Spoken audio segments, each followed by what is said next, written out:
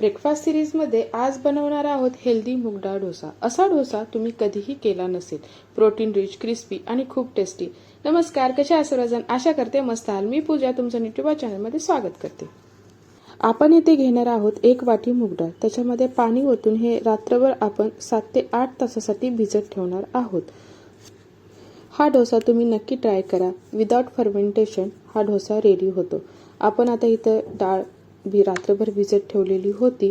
आता आपण सकाळ झाल्यानंतर ह्या डाळीतलं जे पाणी आहे ते काढून घेऊन एका मिक्सरच्या भांड्यामध्ये आलं थोडंसं टाकून त्याच्यामध्ये हे सर्व डाळीचं मिश्रण ॲड करून थोडीशी कोथिंबीर आणि थोडीशी मिरची टाकून हेचं बॅटर बनवून घेणार आहोत। हे बॅटर आपण मिक्सरमधून बारीक करून घेऊन त्याच्यामध्ये पाणी ओतून हे अशा प्रकारे ह्याचं बॅटर तयार करून घेतलेलं आहे। बॅटर आपलं थोडंसं 5 ते 10 मिनिटं बाजूला ठेवून आपण आता ह्याचं स्टफिंग आहे ते तयार करून स्टफिंगसाठी मी घेत आहे बारीक चिरलेला कांदा, बारीक चिरलेला टोमॅटो।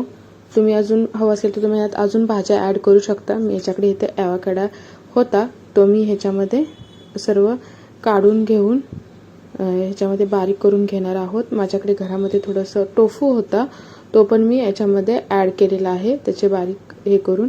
नंतर मी घरी बनवलेला पनीर होता, ह्याची पण रेसिपी आपल्या चॅनलवरती आहे, मी त्याची लिंक देते, नक्की जाऊन चेकआउट करा। हे घरी बनवलेलं पनीर आहे। हे सर्व आपण मिक्स करून घेणार आहोत। यामध्ये आपण आता ॲड करणार आहोत थोडंसं मीठ चवीनुसार, नंतर ॲड करणार आहोत थोडंसं काळी मिरी पावडर, थोडंसं ऑर्गॅनो, थोडंसं चिली फ्लेक्स। अजून तुम्ही ह्याच्यात हवं असतील तर तुमच्याकडे भाज्या असतील तर त्या ॲड करू शकता। मी थोडंसं चीज घातलं आहे, थोडंसंच घातलेलं आहे, 1 टीस्पूनच घातलेलं आहे। आता आपण डोसा तयार करायला घेऊयात। त्यासाठी आपण जे बॅटर बनवलेलं होतं ते आता तुम्ही बघू शकता त्याची कन्सिस्टन्सी आपण अशी ठेवलेली आहे। तुम्ही जास्त पण पातळ करू नका, नाहीतर आपला डोसा चांगला क्रिस्पी होणार नाही। ह्याच पद्धतीमध्ये तुम्ही ठेवा। आता इथं मी पॅन गरम करून घेतलेला आहे, त्याच्यामध्ये थोडंसं मी ऑइल लावलेलं आहे। हे ऑलिव्ह ऑइल मी यूज करते। तुम्ही ते बघू शकता। आपण आता एका चमच्याच्या साहाय्याने याच्यामध्ये मध्यभागी हे ओतून त्याच्या ज्या चमच्याच्या मागच्या साईडने असं थोडंसं ह्याला कंचित हलक्या हाताने गोल आकार करून घेणार आहोत। तुम्ही बघू शकता आपला कसा मस्त आत्ताच असं वाटतंय की छान असा डोसा क्रिस्पी होणार आहे। गॅसची फ्लेम जी आहे ती जास्त हायही करू नका, एकदम किंचित मीडियम, भरपूर स्लो अशी ठेवली तरी चालेल, म्हणजे थोडी जास्त स्लो।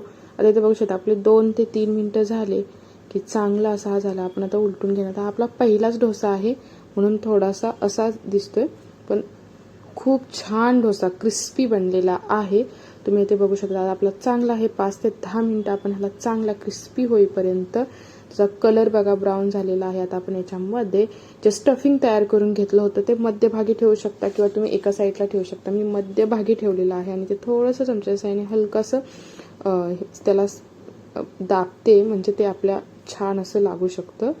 तुम्ही आता बघू शकता आपण आता हे असं नंतर हलक्या हाताने आपण ह्याला फोल्ड करून घ्यायचं, जसं हॉटेलमध्ये देतात तसा। हा हेल्दी मूग डाळ डोसा तुम्ही नक्की ट्राय करा। आपला डोसा आता रेडी झालेला आहे। आपण आता यासोबत लागणारी चटणी तयार करून घेऊया। त्यासाठी मी येथे ओलं खोबरं माझ्या घरी होतं ते मी 2 टीस्पून घेतलेलं आहे, थोडीशी कोथिंबीर घेतलेली आहे, थोडंसं हिरव्या मिरच्या 2 मी ह्याच्यामध्ये ॲड करून घेतलेले आहेत, थोडंसं पुदिन्याची पानं ह्याच्यामध्ये मी टाकून घेतले आहेत, लसूण, जिरे आणि कढीपत्ता हेही सुद्धा मी ह्याच्यामध्ये ॲड करून घेणार आहोत। याला आपण फोडणी देणार नाही आहोत ह्या चटणीला।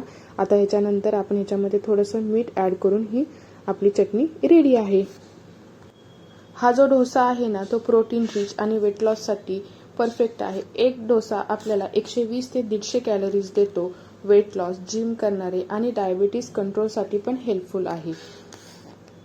मसल्स गेनसाठी तर अगदी परफेक्ट हा डोसा आहे, त्यामुळे मी तर म्हणेन तुम्ही नक्की ट्राय करा। आपला हा डोसा असा मस्त लागतो ना, तुम्ही ते बघू शकता एकदम क्रिस्पी बनलेला आहे। कशी वाटली रेसिपी नक्की कमेंटमध्ये सांगा। आणि हो, आपल्या चॅनलला अजूनही सबस्क्राईब केले नसेल तर नक्की जाऊन करा।